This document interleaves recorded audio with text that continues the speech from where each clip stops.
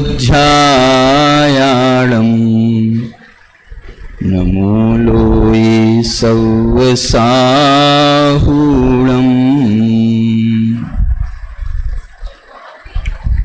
मंगलं भगवान् वीरो मंगलं गौतमो गणी मंगलं कुंद कुंदार्यो जैन धर्मोस्तु मंगलम्।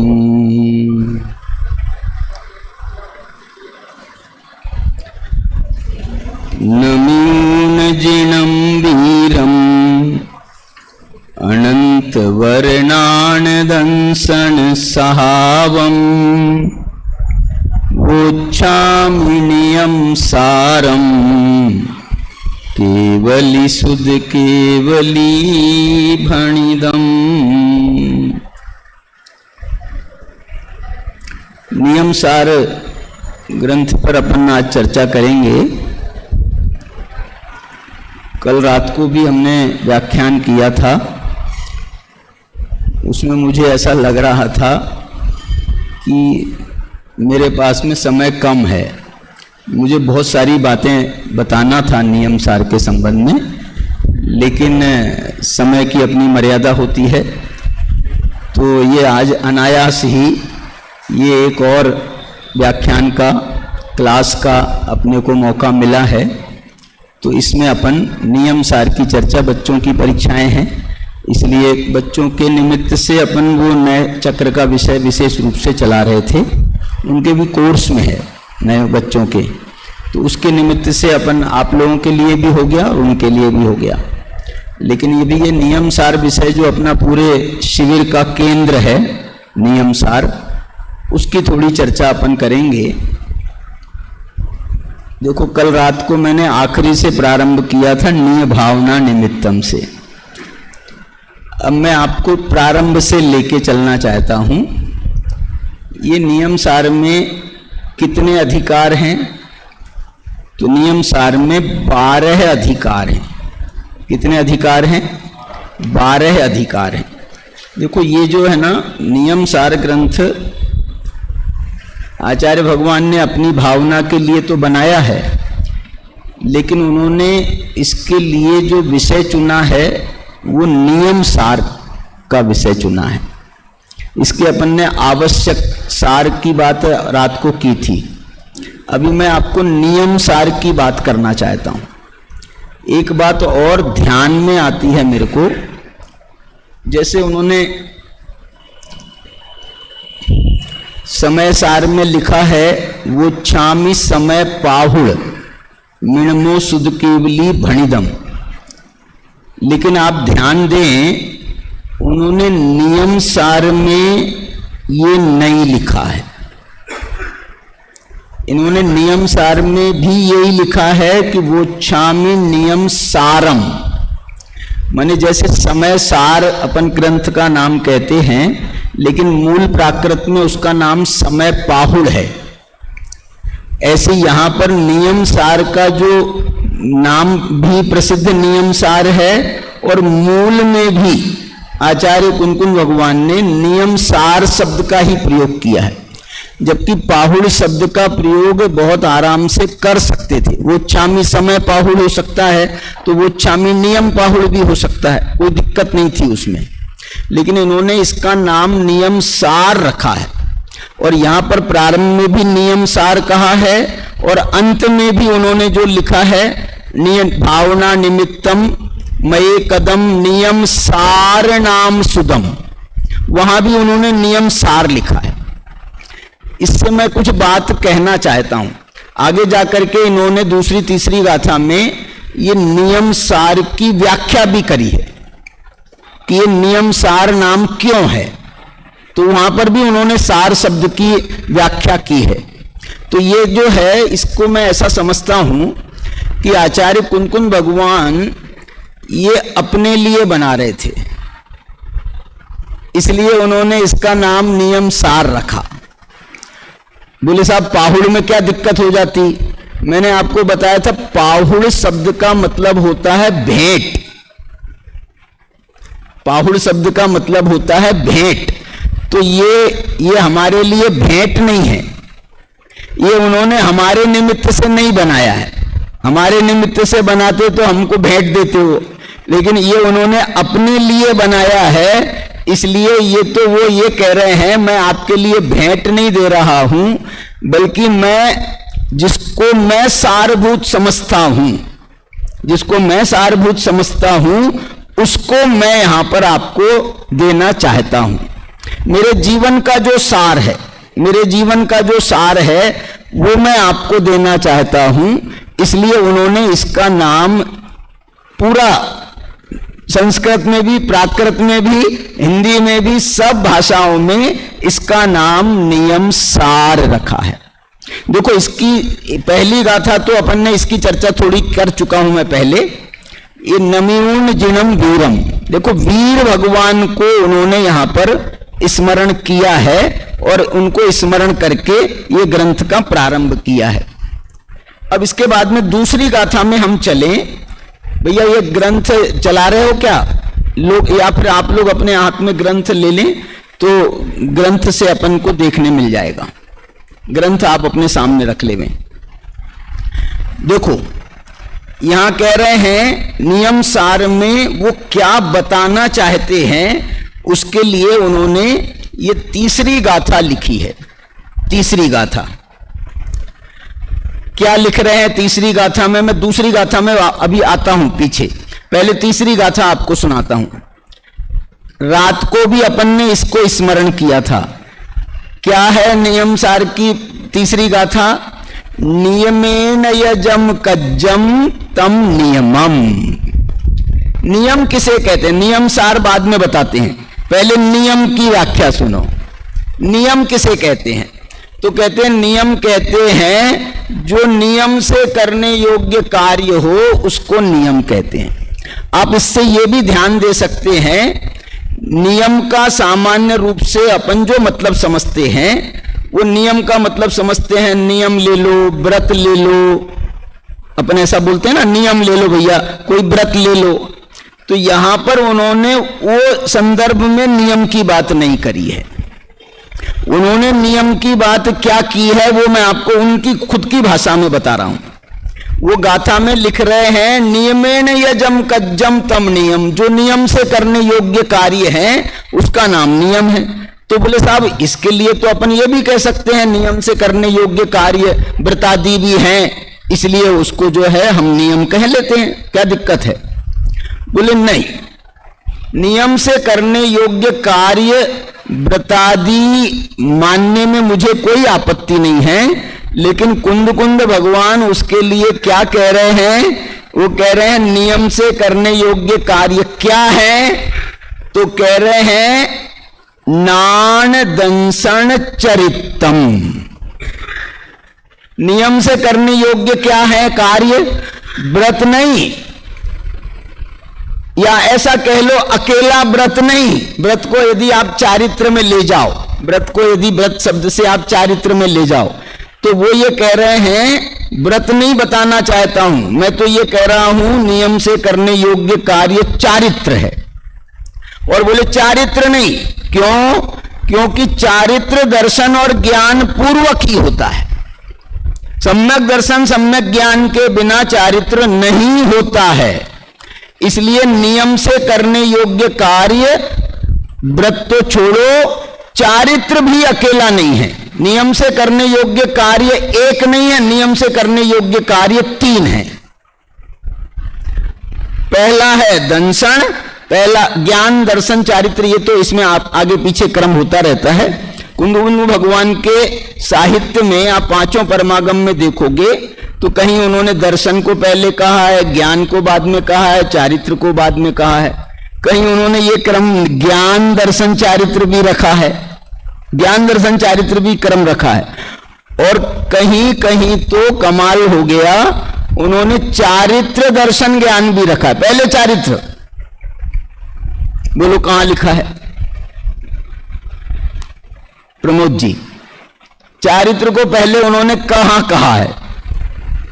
ये जैसे मैं अब आपको नियम सार की तीसरी गाथा सुना रहा हूं, समय सार की दूसरी गाथा, जीवो चरित दंसन नानठिदो तम ही ससमयम जाने, गोगल कम पदेश ठिदम च तम जान पर समयम। वहां ये कह रहे हैं जीवो चरित दंसन नानट ठिदो तम ही ससमयम जान। जीव स्वसमय कौन है? तो वो ये कहते हैं जो चारित्र में, दर्शन में, ज्ञान में स्थित है वो स्वसमय है, और जो पुद्गल कर्म के प्रदेशों में स्थित है वो पर समय। इसका अर्थ ये भी निकाल सकते हैं हम कि चारित्र पहले क्यों लिया, क्योंकि दर्शन ज्ञान चारित्र में यदि कोई सर्वोत्कृष्ट गुण है, सर्वोत्कृष्ट अवस्था है, तो वो चारित्र की अवस्था है। और उसके बाद में दूसरे नंबर पे उन्होंने दर्शन को रखा, ज्ञान को नहीं। वहां पर मोक्ष मार्ग के क्रम में तो अपन दर्शन ज्ञान चारित्राणी मोक्ष मार्ग कहते, सम्यक दर्शन ज्ञान चारित्राणी। लेकिन यहां पर उन्होंने चारित्र को पहले रखा, दूसरे पर ज्ञान नहीं रखा, दूसरे पर दर्शन को रखा, और ज्ञान को आखिरी में डाल दिया। क्योंकि जो स्वसमय है, जैसे मुनिराज हैं, वो चारित्र बनते हैं, तो वो बड़े स्वसमय वाले हैं, या चौथे गुण स्थान में सम्यक दृष्टि है वो बड़ा स्वसमय वाला है, और ज्ञान वाला स्वसमय वाला है। बोलो ज्ञान वाला स्वसमय वाला कौन से गुण स्थान से चालू हो जाता है? ज्ञान वाला माने सम्यक ज्ञान नहीं, ज्ञान। ज्ञान तो पहले गुण स्थान में भी है, और हमको जो है सम्यक दर्शन की कहें या सम्यक चारित्र की कहें, उसकी हमको जितना व्यायाम करना है, उसके लिए व्यायाम का मतलब उसके लिए हमें जितना पुरुषार्थ करना है, उसके लिए हमें जितनी जानकारी एकत्रित करनी है, वो सब तो ज्ञान करा के देता है, वो सब ज्ञान करा के देता है। लेकिन फिर भी वो बोलते हैं उस ज्ञान को हम अभी पहले स्थान नहीं दे सकते, दूसरा स्थान भी नहीं दे सकते, क्योंकि वो ज्ञान सम्यक दर्शन के बाद ही होता है।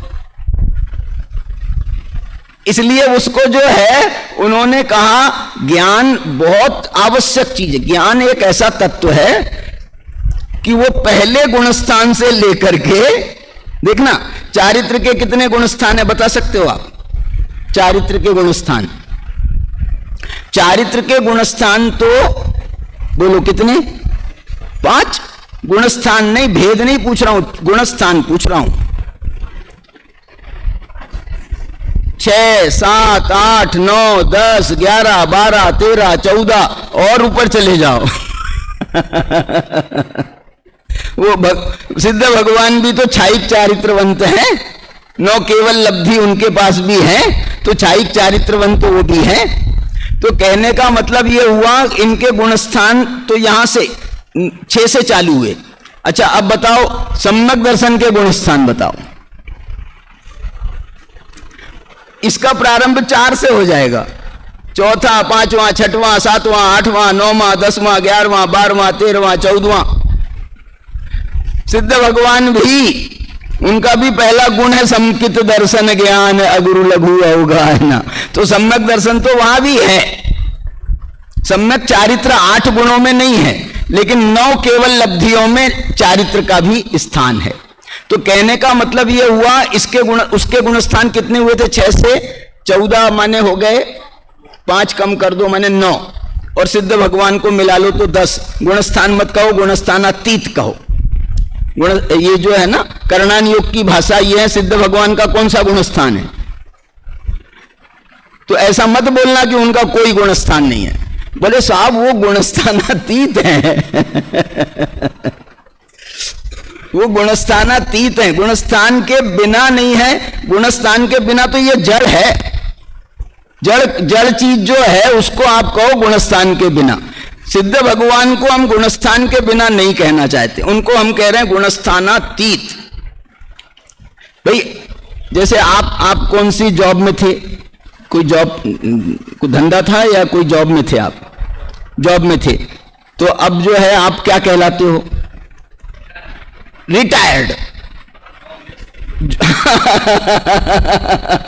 जॉबलेस नहीं कहेंगे आपको, आपको रिटायर्ड तो कहेंगे। रिटायर्ड का मतलब है पहले जॉब था और बाद में आप रिटायर हो गए।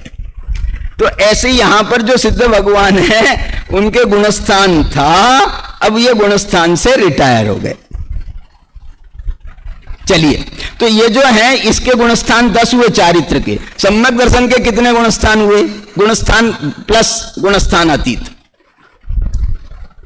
3 छोड़ दो, 14 में से 3 कम कर दो, 11 वो बच जाएंगे और सिद्धों का 1 मिलाकर के 12 स्थान। 12 गुणस्थान नहीं कह रहा हूं, 12 स्थान। तो उनके 10 स्थान, इनके 12 स्थान। अब ज्ञान के बताओ। ज्ञान के 15 स्थान हैं, 14 गुणस्थान। सभी गुणस्थानों में ज्ञान है। मैंने भले ही क्षयोपम हो चाहे छायिक हो, है तो ज्ञान। सम्यक हो चाहे मिथ्या हो, है तो ज्ञान। अरे मिथ्या ज्ञान भी औदैहिक नहीं होता है। मिथ्या ज्ञान कैसा होता है? मिथ्या ज्ञान भी औदैहिक नहीं होता है, मिथ्या ज्ञान भी छायोपशमिक होता है। तत्वार सूत्र में क्षयोपम भाव के 18 भेद बताए हैं। उसमें उन्होंने ज्ञानाज्ञान दर्शन ऐसा लिया, लब्धया, ज्ञानाज्ञान दर्शन लब्धया। तो ज्ञान के 4 भेद क्षयोपम ज्ञान के, और अज्ञान माने मिथ्या ज्ञान के 3 भेद। ज्ञानाज्ञान दर्शन लब्धया चतुस्त्री 4 और 3, ऐसे 7 भेद उन्होंने क्षयोपम ज्ञान के माने हैं। और 8वां भेद केवल ज्ञान का है, तो वो छायिक भाव में चला जाता है। मतलब ये कहना चाह रहा हूं कि यहां पर उन्होंने ज्ञान को छोड़ा नहीं है, नियम में ज्ञान को छोड़ा नहीं है, लेकिन उन्होंने ज्ञान का नंबर उसको यहां पर नियम में नहीं, इधर इसमें तो उन्होंने वही क्रम रखा है। क्या देखो, इसमें भी उन्होंने इसमें ज्ञान को पहला नंबर दे दिया। नियम में ज्ञान को पहला नंबर, स्वसमय में, स्वसमय की व्याख्या में, समय सार में ज्ञान का नंबर आखिरी। और यहां पर नियम में उनको नियम से करने योग्य कार्य कहना है ना, तो प्रारंभ करो भैया। भले ही तुम कोई गुणस्थान में बैठे हो, पहले गुणस्थान में हो तो प्रारंभ करो, प्रारंभ करो। अरे प्रारंभ करोगे तभी तो गुणस्थान आगे बढ़ेगा। मैंने एक गुणस्थान पर लेख लिखा भाई साहब। लेख मतलब एक छोटी किताब ही है, 100 पेज की किताब हो सकती है। मैं प्रकाशित तो नहीं करी है, लेकिन वो जो है मेरा लेख के रूप में वो उपलब्ध है, PDF मिल जाता है उसका। तो मैंने गुणस्थान पर वो जो किताब, वो जो लेख कोई अपना वो हुआ था ना सम्मेद शिखर में, जो अभी कौन सा महामहोत्सव 18 में हुआ था ना, 2018 में। तो वहां पर जो है उन्होंने 500 विद्वानों को बुलाया था, और 500 विद्वानों की जो है गोष्ठी हुई थी, संगोष्ठी। तो उसमें हमको विषय दिया था ये गुणस्थान का, कि गुणस्थानों की दार्शनिकता और गुणस्थानों की वैज्ञानिकता, ये विषय था मेरा। तो उसके लिए हमने खूब मेहनत की थी और वो 100 पेज की किताबें लिख दी थी। तो जो है वो उसमें हमने ये कहा कि साहब मेरे को ये बात समझ में आती है कि आप चौथे गुणस्थान के ऊपर, चौथे गुणस्थान सम्यक दर्शन हो गया, उसके ऊपर के गुणस्थानों को गुणस्थान कहो, ये बात तो समझ में आती है। लेकिन पहले गुणस्थान को भी तुम गुणस्थान कह रहे हो। गुणस्थान का मतलब क्या? गुणों का जो स्थान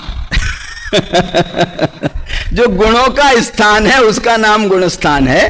तो मैंने कहा यार ये बात समझ में नहीं आ रही। ये पहले गुणस्थान मिथ्या दृष्टि, उसको भी कह रहे ये गुणस्थान है। मिथ्या दृष्टि भी गुणस्थान है, मिथ्या दृष्टि गुणस्थान भी गुणस्थान है। इसमें गुणस्थान क्या है? इसमें गुणस्थान क्या है? तो मैं उसके लिए हमने उसका जो जवाब लिखा है वो जवाब ये है कि भाई साहब सम्यक दर्शन होता है चौथे गुणस्थान में, लेकिन सम्यक दर्शन की प्रक्रिया कहां से चालू हो जाती है? ये जो सम्यक दर्शन 3 करण परिणामों से होता है, अधय करण, अपूर्व करण, अनिवृत्ति करण, 3 करण परिणामों से होते हैं। ये 3 करण परिणाम कौन से गुणस्थान में होते हैं? ये कोई चौथे गुणस्थान में होते हैं? अरे ये 3 करण के परिणाम तो पहले गुणस्थान में हो रहे हैं। इसलिए जो है ये कहना सही नहीं है कि ये पहला गुणस्थान बिल्कुल बेकार है, बेकार है। ये तो गुण का स्थान नहीं, ये तो दोषों का स्थान है। इसलिए पहले गुणस्थान का नाम रखो दोष स्थान, गुणस्थान नाम मत रखो। मतलब वो पहले गुणस्थान के, अरे ये छोड़ो आप करण लब्धि, और उसके पहले आ जाओ। उसके पहले सम्यक दर्शन, दादा एक भाषा बोलते हैं कि ये जो सम्यक दर्शन ज्ञान चारित्र है ना, ये मोक्ष के मार्ग हैं। ये क्या है? ये मोक्ष के मार्ग हैं। अच्छा, आप बता सकते हो मेरे को सम्यक दर्शन का मार्ग क्या है? सम्यक दर्शन तो मोक्ष का मार्ग है, लेकिन सम्यक दर्शन भी तो एक कार्य है ना, उसका मार्ग क्या है? सम्यक दर्शन का मार्ग क्या है? बोलो, सम्यक दर्शन का भी तो कोई मार्ग होगा। अच्छा होगा, चलो मैं बताता हूं। अच्छा, वो कहां से प्रारंभ होगा? वो पहले गुणस्थान से ही वो सम्यक दर्शन का मार्ग बनता है। उसके लिए आगम में एक शब्द है कि सम्यक दर्शन होता है, ये 3 करण पूर्वक होता है। इसका नाम है करण लब्धि। और ये करण लब्धि के पहले भी 4 लब्धियां होती हैं, तो कुल मिलाकर के 5 लब्धियां हैं। क्या नाम है उनके? चोपसम लब्धि, विशुद्धि लब्धि, देशना लब्धि, प्रायोग्य लब्धि और करण लब्धि। ये 5 लब्धियां क्या हैं? बोले ये सम्यक दर्शन का मार्ग है। दादा ने लिखा है एक करण लब्धि पर, उनकी एक पुस्तक भी है 5 लब्धियों पर, एक तो कहीं पर उनका मैंने पढ़ा है। और दादा के मोक्ष मार्ग प्रकाशक के 5 लब्धियों के स्वरूप पर प्रवचन होते हैं, तो उसमें ये बताते हैं कि ये 5 लब्धियां क्या है? ये सम्यक दर्शन का मार्ग है। सूत्र बनाओ, सूत्र बनाओ। चोपसम विशुद्धि देशना प्रायोग्य करण लब्धयः सम्यक दर्शनम। लब्धया पूर्व का, ऐसा भी डाल दो। लब्धि 5 लब्धि पूर्वक सम्यक दर्शन होता है। तो ये जो है ये कहां हो रहा है? पहले गुणस्थान में हो रहा है। बताऊं, ये आपको एक और बात बताता हूं। धवला में उन्होंने एक बिल्कुल प्रारंभ में, स्टार्टिंग में उन्होंने ये मंगलाचरण वगैरह की चर्चा करने के बाद में उन्होंने एक सूत्र दिया। धवलाकार ने एक सूत्र दिया। सूत्र क्या दिया? जीवो मंगलम। क्या सूत्र दिया? जीवो मंगलम। क्या मतलब है? ऐसा नहीं कह रहे पंच परमेष्ठी मंगलम, ऐसा भी नहीं कह रहे हैं कि अरहंता मंगल, सिद्धा मंगल, साहू मंगल, केवली पंडितो धम्मो मंगलम। कहां लिख रहे हैं? मंगल ये जो 4 मंगल है ना, इसके बाद में या इसके पहले, ध्यान नहीं है मेरे को, उन्होंने उसमें ये लिख दिया जीवो मंगलम, जीवो मंगलम। बोले साहब ये जीवो मंगलम क्यों बोल रहे हो? मत बोलो, ऐसा प्रश्न खड़ा किया है। बहुत बढ़िया ग्रंथ है धवला। जैसा अपने को मोक्षमा प्रकाशक पढ़ने में आपको आनंद आता है ना, प्रश्नोत्तर शैली है, जिज्ञासाएं खड़ी करते हैं, ऐसी वो धवला में के भी वीरसेन स्वामी जो है ना, उनकी आत्मा ही टोडरमल जी पे आई होगी, ऐसा लगता है मेरे को। उन्होंने भी जो है ऐसी शैली, बिल्कुल यही शैली अपनाई है। मैं कम से कम पहली पुस्तक तो पढ़ो आप, आपको बहुत आनंद आएगा। पहली पुस्तक गुरुदेव ने व्याख्यान किए इस पर, पहली पुस्तक पर, सभा में पहली पुस्तक पर व्याख्यान किए हैं। बहुत पहले जब ये प्रकाशन हुआ था, शायद ये मेरे अंदाज से 55 की बात होगी, तो वो उस समय अपना रिकॉर्डिंग की व्यवस्था नहीं थी। रिकॉर्डिंग की व्यवस्था तो 65 के बाद चालू हुई। तो इसलिए 55 में जब उसके पहले जब प्रवचन किए गुरुदेव ने, छप छप के आया था, तो पहला ग्रंथ धवला आया तो उनको बड़ा बहुमान आया। गुरुदेव श्री बहुत बहुमान करते थे, तो उनको बहुत बहुमान आया, बोले अपन इसको पढ़ते हैं, तो उसको भी पढ़ा था। मुख्यमा प्रकाशक भी उन्होंने सभा में पढ़ा है और ये पहली पुस्तक भी सभा में पढ़ी। तो मैं इसमें ये बता रहा हूं, उन्होंने जीवो मंगलम कहा, तो शिष्य ने प्रश्न कर दिया, बोले साहब ये क्या करते हो आप, कुछ सोचते नहीं हो, विचार नहीं करते हो, आप बोलते हो। ये थोड़ी कहानी मैं अपनी तरफ से बना के बोल रहा हूं कि आप तो जो है, आपने कहा जीवो मंगलम, जीव तो पहले गुणस्थान वाला भी है, मिथ्या दृष्टि, तो वो मंगल हो जाएगा। जीव तो वो निगोदिया भी है, निगोदिया जीव जीव नहीं है क्या, तो निगोदिया जीव है तो वो भी मंगल हो जाएगा। उनने क्या जवाब दिया होगा आप बताओ मेरे को, क्या समझाया होगा, कैसे समझाया होगा, क्या जवाब दिया होगा? उन्होंने बढ़िया एकदम ब्लंट जवाब दिया, जीवंत जवाब दिया। उन्होंने कहा मिथ्या दृष्टि भी मंगल हो जाएंगे, ऐसा प्रश्न किया तो उन्होंने कहा हो जाने दो। उन्होंने जवाब दिया ये, हो जाने दो। बोले साहब ऐसे बोलने से काम नहीं चलेगा, आपको समझाना पड़ेगा, आपको, आप ऐसे बोलने से नहीं चलेगा, आपको युक्ति देना पड़ेगा। मिथ्या दृष्टि जीव मंगल कैसे है? उन्होंने क्या कहा, बोले देखो मिथ्या दृष्टि जीव का मिथ्यात्व अमंगल है, लेकिन मिथ्या दृष्टि के पास में ज्ञान भी तो है दर्शन भी तो है, वीर्य भी तो है, ये तो क्षोभसम भाव है, लब्धियां भी तो हैं, 5 लब्धियां हैं, ये क्षोभसम लब्धि है। निगोदिया के पास भी ज्ञान का क्षोभसम है, दर्शन का क्षोभसम है, दान लाभ भोग उपभोग वीर्य, ये जो 5 लब्धियां हैं, ये 5 लब्धियां दूसरी हैं, और वो सम्यक दर्शन के पहले वाली 5 लब्धियां दूसरी हैं। तो ये जो 5 लब्धियां दान ज्ञान दान लाभ भोग उपभोग वीर्य, इसका क्षोभसम भाव है मिथ्या, उसको भी निगोदिया को भी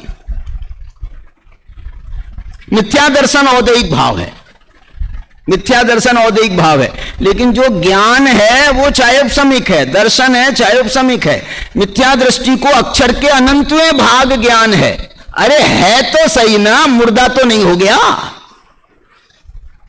मैंने उसको ज्ञान है ना, अक्षर के अनंतवें भाग होने दो, लेकिन है क्या नहीं, उसके ज्ञान को आप क्या कहोगे, मंगल कहोगे क्या अमंगल कहोगे?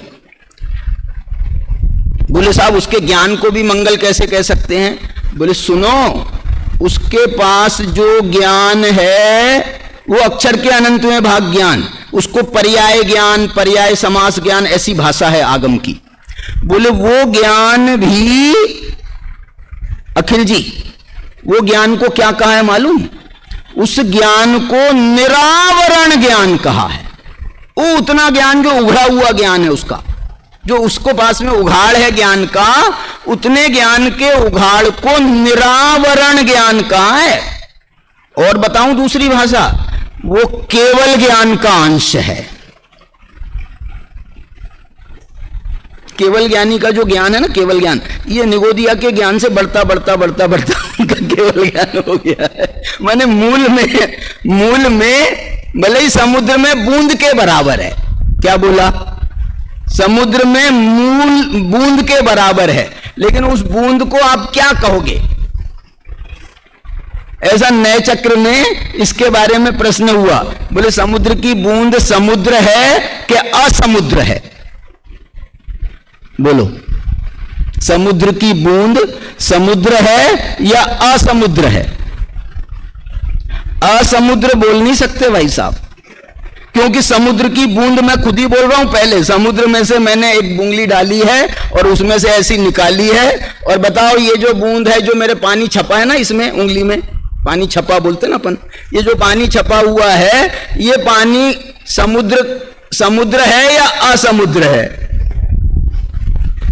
तो बोले साहब समुद्र तो नहीं कह सकते, समुद्र तो वो है, तो मत कहो, तो असमुद्र कह दो। बोले साहब असमुद्र भी नहीं कह सकते, क्योंकि तुमने उसी में से बूंद निकाली है, समुद्र में से ही निकली है ना ये बूंद, तो असमुद्र भी नहीं कह सकते। तो बोले क्या कहोगे, बताओ आप लोगों में से बताओ इसको क्या कहोगे हैं? उसमें उन्हें नयों के बारे में ऐसे ही पूछा, नए प्रमाण है क्या अप्रमाण है? तो बोले न प्रमाण है न अप्रमाण है, ये प्रमाणिक देश है, प्रमाण का एक अंश है। ऐसे ये जो बूंद है ये समुद्र का अंश है, इसलिए आप इसको असमुद्र नहीं कह सकते।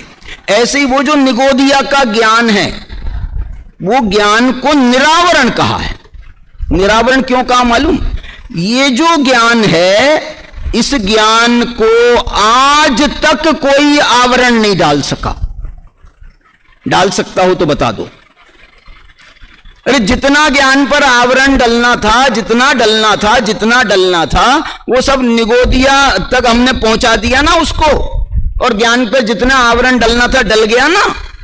अब तो जो ज्ञान उसका है उसके पास में, वो ज्ञान बोले निरावरण है। ये ज्ञान पर आज तक आंच नहीं आई है, इस ज्ञान पर आंच नहीं आई है, इसलिए इस ज्ञान को निरावरण कहा है, केवल ज्ञान का अंश कहा है, केवल ज्ञान का अंश कहा है।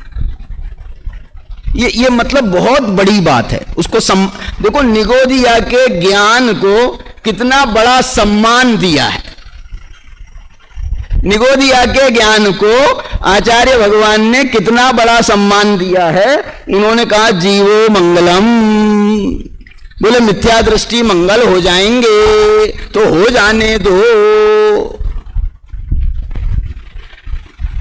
मिथ्या दृष्टि का देखो उसके बाद में ये उन्होंने माना, मिथ्या दृष्टि का मिथ्या दर्शन तो अमंगल है, वो संसार में घुमाने वाला है, वो संसार के चक्कर लगवाने वाला है। मिथ्या दर्शन चतुर्गति के भ्रमण का कारण है, लेकिन उसके पास में ज्ञान भी तो है। और यही ज्ञान बढ़ते बढ़ते बढ़ते बढ़ते बढ़ते जब सम्यक दर्शन का साथ मिल जाता है तो यही ज्ञान तो सम्यक ज्ञान हो जाता है, यही ज्ञान सम्यक ज्ञान हो जाता है। इसलिए जो है ज्ञान को अमंगल नहीं कहा है। और हम दूसरा अध्यात्म की भाषा में कहें तो बताओ, जीवो मंगलम में अध्यात्म की भाषा से किसको मंगल कहा है?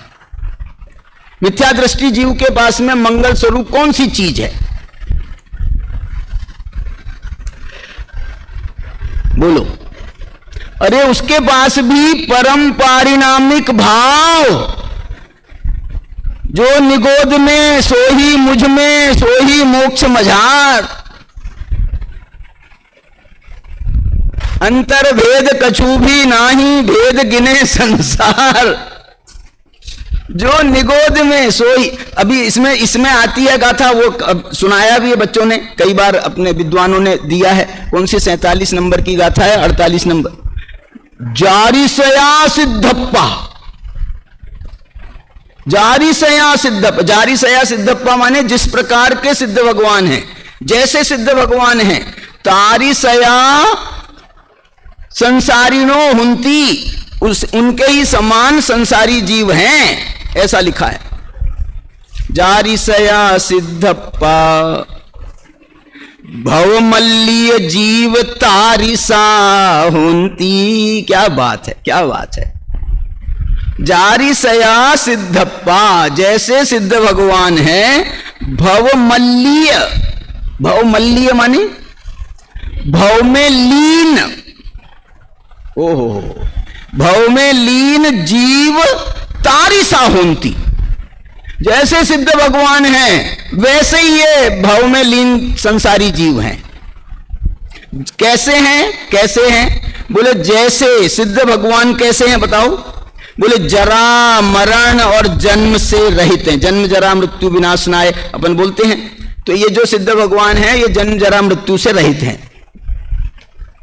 तो संसारी जीव, संसारी जीव नहीं, संसारी जीव में जो परम पारिणामिक भाव है वो भी जन्म जरा मृत्यु से रहित है। उसका जन्म होता है, पर्याय का जन्म होता है, लेकिन जो द्रव्य स्वभाव भगवान आत्मा उस निगोदिया में है उसका ना जन्म है, ना उसको कोई जरा है और ना उसका मरण है।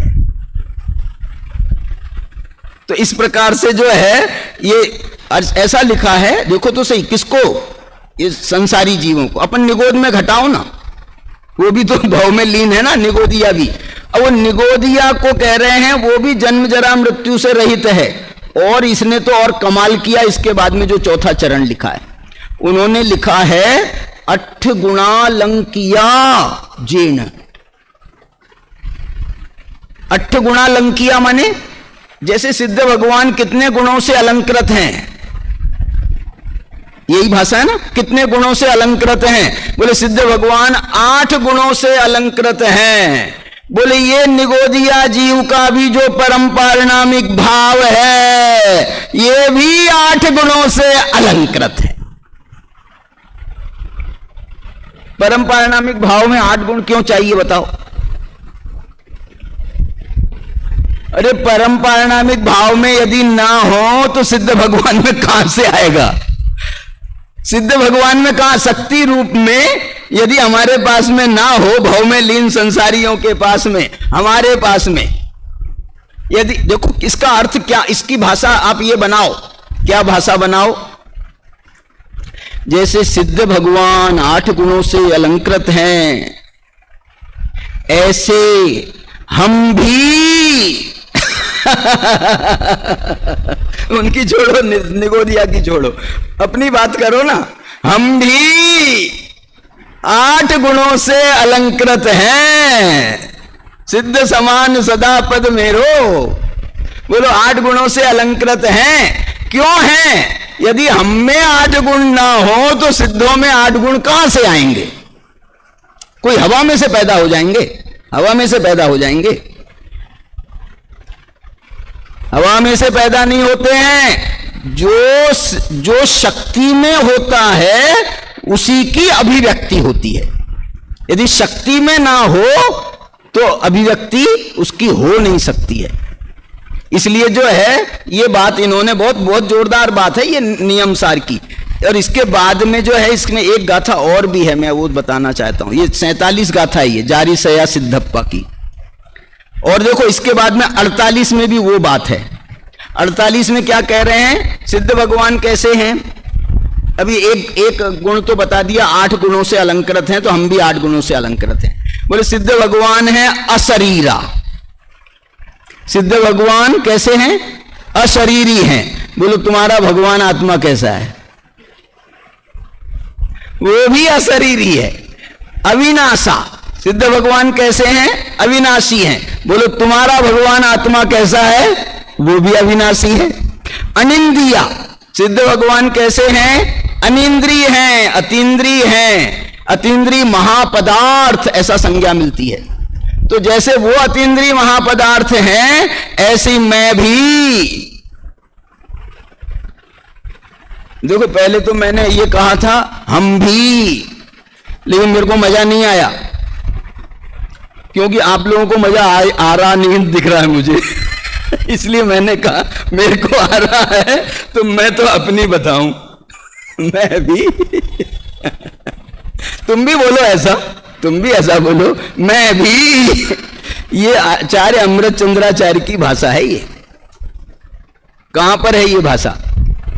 हम भी। ये भाषा अमृत चंद्र ने लिखी है, और वो लिखी है प्रवचन सार की 33 नंबर की गाथा में, 33 नंबर की गाथा। उसमें उन्होंने ये लिखा है हम भी ऐसा। बहुत जगह उन्होंने इस भाषा का प्रयोग किया अमृतचंद्राचार्य ने। वहां 200 नंबर की गाथा में लिखते हैं, वो 200 नंबर की गाथा में प्रवचन सार में वो ये लिखते हैं अहमेश मोक्षाधिकारी, मैं यह मोक्ष का अधिकारी। हम खड़े हैं, ऐसा लिखते हैं, हम खड़े हैं मोक्ष के मार्ग में। लो हम खड़े हैं, देख लो जिसको देखना हो, और जिसको आना हो हमारे साथ में तो आ जाए। ऐसा मतलब इतने प्यारे प्यारे संबोधन है। और हमारा उत्साह वर्धन करने के लिए अब ये हम जिनवाणी पढ़ेंगे, परमात्मा जी की कुछ बात माने, जिनवाणी पढ़े पढ़ाएं तो कुछ बात बने। चलो तो ये तो अशरीरा अविनाशा गाथा पढ़ो। अशरीरा अविनाशा अनिंदिया निर्मला विशुद्धप्पा जह लो यज्ञ सिद्धा तह जीवा संसिदीनेया। जह लो यज्ञ सिद्धा, जैसे सिद्ध भगवान लोकाग्र में विराजमान हैं, ऐसे हम भी संसिदीनेया, हम भले ही संसार में हैं, लेकिन इस संसार में रहते हुए, इस अवस्था में रहते हुए, इस संसार में परिभ्रमण करते हुए हमारे पास भी एक ऐसी चीज है जो सिद्धों से मेल खाती है। जो सिद्धों में है वो हमारे पास भी है। जय लो यज्ञ सिद्धा तह जीवा संसिदी। संसिदी का मतलब है संसार में रहने वाले, संसदी नेया, उसको संसार में रहने वालों को भी इसी प्रकार से जानना चाहिए। तो ये जो है, देखो इसमें अभी मैं आपको तीसरी गाथा थोड़ी सी एक बार बता देता हूं। तीसरी गाथा में क्या कह रहे हैं वो, नियमेन यजम कज्जम तम नेमम नान दंसन चरित्रम। देखो ये ज्ञान दर्शन चारित्र इस इतना कहा, फिर इसमें सार क्या है, ये तो नियम हुआ, ज्ञान दर्शन चरित्रम ये तो नियम हुआ, सार क्या है, तो वो ये कहते हैं विवरीय परिहरथम भणिदम खलु सार मिधि वैणम। इसमें जो सार ये वचन है, सार मिधि वैणम, इसमें जो सार ये वचन है वो काय के लिए है, वो कह रहे हैं विवरीय परिहरथम, विपरीतता के परिहार करने के लिए। विपरीतता कैसे आती है, विपरीतता आती है मिथ्यात्व से, इसलिए ये विवरीय परिहरथम का मतलब है ये नियम सार में जो सार वचन है ये सम्यक्त्व के लिए है। विवरीय परिहरथम, विपरीतता के परिहार करने के लिए सार मिधि वैणम।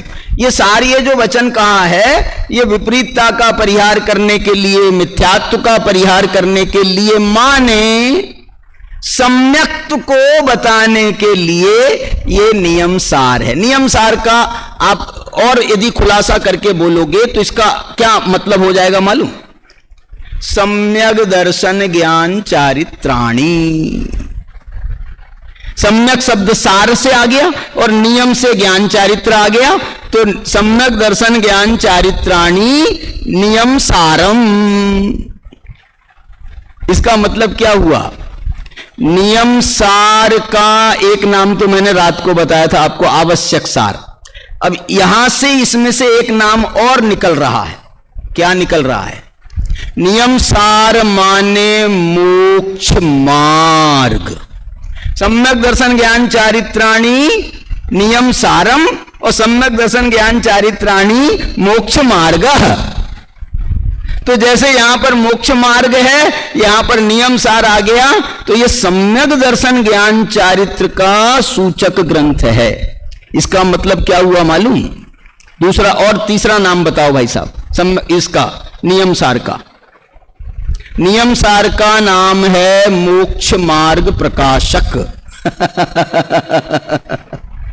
नियम सार का नाम क्या है, मोक्ष मार्ग का बताने वाला है, इसलिए मोक्ष मार्ग प्रकाशक नाम भी इसका हो सकता है।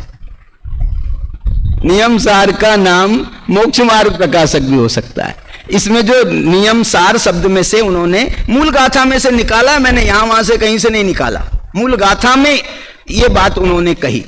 और ये बात उन्होंने नियम सार की व्याख्या करने के पहले ये दूसरे नंबर की गाथा में उन्होंने इसका संकेत किया। ये नियम सार में मैं क्या बताना चाहता हूं, बोले नियम सार में बताना मैं चाहता हूं मग्गो मग्ग फलम तीय दुविहम जिन शासने समखादम मग्गो मोक्ष उवाओ तस्य फलम होई निव्वाणम। ये उन्होंने भूमिका बनाई है दूसरी गाथा में, और ये कह रहे हैं उसमें कि ये जो है मग्गो मग्ग फलतीय दुविहम, मार्ग और मार्ग का फल। मोक्ष मार्ग में क्या मार्ग है, मार्ग का फल क्या है बताओ। मोक्ष मार्ग मार्ग है और मोक्ष वो उसका फल है। ये मोक्ष मार्ग में दोनों चीजें शामिल हैं।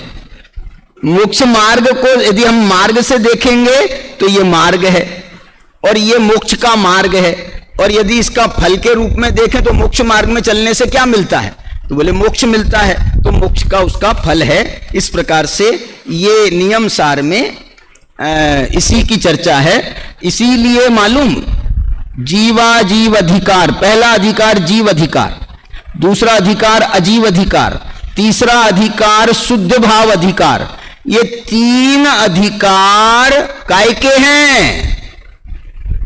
ये तीन अधिकार हैं सम्यक दर्शन और सम्यक ज्ञान के। चारित्र की चर्चा चालू होती है चौथे अधिकार से। चौथे अधिकार का नाम है व्यवहार चारित्र, और पांचवें अधिकार से चालू हुआ निश्चय चारित्र। तो चारित्र की व्यवहार निश्चय से व्याख्या चौथे अधिकार के बाद में। तो ये तीन अधिकार क्या कर रहे हैं नियम सार में? ये तीन अधिकार सम्यक दर्शन और सम्यक ज्ञान की सूचना दे रहे हैं। इसलिए शुद्ध भाव अधिकार में वो सम्यक दर्शन का जो विषय है, जो सम्यक दर्शन सम्यक ज्ञान का विषय है भगवान आत्मा, उस भगवान आत्मा को शुद्ध भाव कहा है। चौथे अधिकार में शुद्धोपयोग को शुद्ध भाव नहीं कहा। वो जो शुद्धोपयोग का विषय है ऐसा जो भगवान आत्मा है, उस भगवान आत्मा की सारी चर्चा वो शुद्ध भाव अधिकार में 18 गाथाएं हैं, और पूरी 18 गाथाओं में उसकी चर्चा आई है। चलिए, अभी का समय पूरा हो गया है, इसलिए अपनी चर्चा